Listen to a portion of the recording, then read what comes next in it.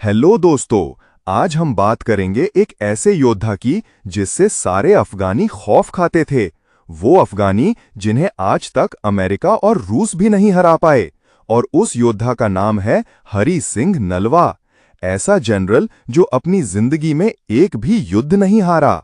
हरी सिंह का जन्म 28 अप्रैल 1791 में पंजाब के गुजरांवाला में एक सिख खत्री परिवार में हुआ, जो आज पाकिस्तान में है। उनके पिता का नाम गुरदयाल सिंह उप्पल था और माता का नाम धर्मा कौर था। बचपन में उनके परिवार के लोग उन्हें हरिया कहकर पुकारते थे। हरी सिंह का बचपन हंसते खेलते गुजर रहा था कि एक दिन उनके पिता का देहांत हो गया। तब वो केवल 7 वर्ष के थे। इससे उनकी जिंदगी बदल गई और वो पिता के देहांत के बाद काफी दुखी रहने लगे। और साथ में ही वो तीरंदाजी, घुड़सवारी और भाला फेंकने का प्रशिक्षण लेने लगे। और वो जल्द ही युद्ध में निपुण हो गए।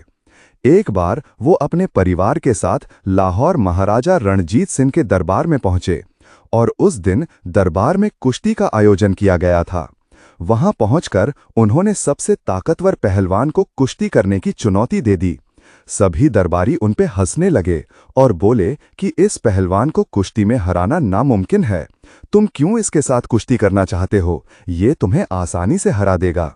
लेकिन हरी सिंह नहीं माने और कुश्ती करने के लिए तैयार हो गए। और थोड़ी देर में मुकाबला शुरू हो गया और हरी सिंह और वो पहलवान अपनी पूरी ताकत के साथ लड़ रहे थे। लेकिन हरी सिंह ने जल्द ही उसे पछाड़ दिया और अपना लोहा मनवा दिया। तब वो केवल 14 वर्ष के थे। महाराजा रणजीत सिंह हरी सिंह से इतने प्रभावित हुए कि उन्होंने हरी सिंह को अपना निजी रक्षक नियुक्त कर दिया और साथ ही उन्हें सेना में भी शामिल कर लिया गया। अपनी कुशलता और साहस के कारण हरी सिंह महाराजा रणजीत सिंह के खास दरबारियों में आने लगे थे। और 1807 में 16 वर्ष की आयु में महाराजा रणजीत सिंह ने उन्हें कुशलता के कारण सेना का सेनापति नियुक्त कर दिया। और सेनापति बनते ही उन्होंने अपनी कुशलता से सभी युद्ध जीते और 1807 में ही कसूर को जीत लिया। उन्होंने लगभग 20 युद्ध लड़े और सिख एम्पायर की सीमाओं को दूर दूर तक फैलाया। उन्हें इतिहास के 10 सबसे ताकतवर योद्धाओं में गिना जाता है। हरी सिंह ऐसे महान योद्धा थे जो एक हाथ से दुश्मनों के सिर काटते थे और दूसरे हाथ से गरीबों की मदद करते थे। सर हेनरी ग्रिफिन ने हरी सिंह को खालसा जी का चैंपियन कहा था और ब्रिटिशर्स हरी सिंह को नेपोलियन द ग्रेट से कंपेयर करते थे। उनकी सबसे इंपॉर्टेंट बैटल है अटॉक का युद्ध। नॉर्थ इंडिया में तब अफगानियों का दबदबा था। इस युद्ध में हारने के बाद अफगानी फौज हरी सिंह के नाम से इतना खौफ खाती थी कि अगर रात को कोई बच्चा रोता तो उसकी मां कहती थी कि सो जा बेटा, नहीं तो हरी सिंह आ जाएगा। और अफगानी फौज तो हरी सिंह के नाम से कांपती थी और कई अफगानी तो महिलाओं के कपड़े पहनने लगे थे हरी सिंह के डर से, क्योंकि हरी सिंह महिलाओं का सम्मान करते थे और न ही कभी महिलाओं पर हाथ नहीं उठाते थे। एक बार एक पठानी लड़की हरी सिंह के पास जाकर बोली कि मुझे आपसे कुछ मदद चाहिए। तब हरी सिंह ने कहा कि बोलो, मैं तुम्हारी क्या मदद कर सकता हूं।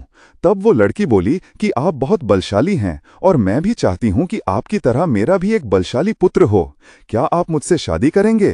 तब हरी सिंह ने बेझिझक कहा, तो ठीक है, मैं आपको बलशाली पुत्र देने के लिए तैयार हूं, लेकिन पुत्र के लिए शादी करनी जरूरी थोड़ी है। इतना सुनकर वो पठानी लड़की आश्चर्यचकित होकर बोली, ये आप क्या कह रहे हैं? मुझे आपसे ये उम्मीद नहीं थी कि आप ऐसा बोलेंगे। इतना सुनकर हरी सिंह बोले, हे देवी, आज से मैं ही आपका पुत्र हूं और आप मेरी मां। ये सुनकर वो लड़की बहुत खुश हुई और हरी सिंह को अपना पुत्र मानने लगी। हरी सिंह को बाघमार भी कहा जाता है, क्योंकि एक बार हरी सिंह और महाराजा रणजीत सिंह जी के साथ जंगल में शिकार करने गए थे। वो तो बातों में मगन थे कि अचानक एक शेर ने हरी सिंह पर हमला कर दिया और सभी को लगा कि शेर हरी सिंह को मार देगा, पर हरी सिंह ने अपनी भुजाओं की ताकत से शेर के मुंह को पकड़कर फाड़ दिया। ये सब दृश्य रणजीत सिंह देख रहे थे और शेर के मरने के बाद वो हरी सिंह से बोले, वाह मेरे नलवे, और उन्हें उस दिन से बाघमार कहा जाने लगा। उन्होंने अपने जीवन में बहुत युद्ध लड़े, पर 1841 में दोस्त मोहम्मद की सेना के साथ बहादुरी से युद्ध लड़ते लड़ते उनके शरीर पर गहरी चोटें आईं और उनकी मृत्यु हो गई। परंतु युद्ध में ये बात गुप्त रखी गई और उनके कपड़ों को किले पर सुखाया गया। उनके कपड़े सूखते देखकर दुश्मन सेना की हिम्मत नहीं हुई कि वो किले के भीतर आ सके। उनकी मृत्यु का पता 3 दिन बाद चला। तब तक लाहौर से सिख सेना मदद के लिए आ चुकी थी। नमन है ऐसे वीर योद्धाओं को जिन्होंने हमेशा जुल्म के सामने अपना सिर झुकाना नहीं बल्कि सिर कटवाना सही समझा। तो दोस्तों, कैसी लगी हमारी वीडियो बेस्ड डॉक्यूमेंट्री? तो वीडियो को लाइक करें, कमेंट करें और शेयर करें और चैनल को सब्सक्राइब करें। धन्यवाद। आपका मिलते हैं नेक्स्ट वीडियो में।